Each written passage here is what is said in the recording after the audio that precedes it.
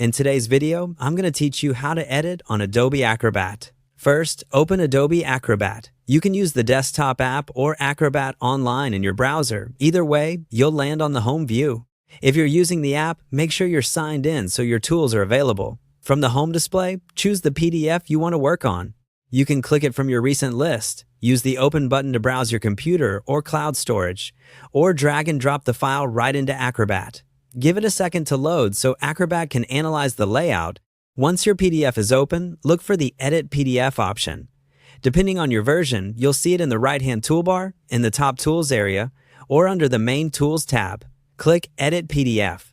Acrobat will switch into editing mode and outline text and images with boxes so you can work directly on the page. Now you're ready to make changes using the Edit menu and on-screen controls. Click on any text to place your cursor and start typing to fix a typo or update wording. Acrobat does a good job of matching fonts and sizes, and you can fine-tune formatting like font, size, color, and alignment using the Properties panel that appears.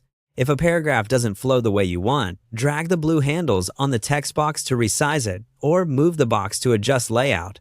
For images, click once to select, then use the corner handles to resize while keeping proportions. You can also replace an image by choosing the option in the toolbar and selecting a new file. Need to remove something? Select it and press Delete.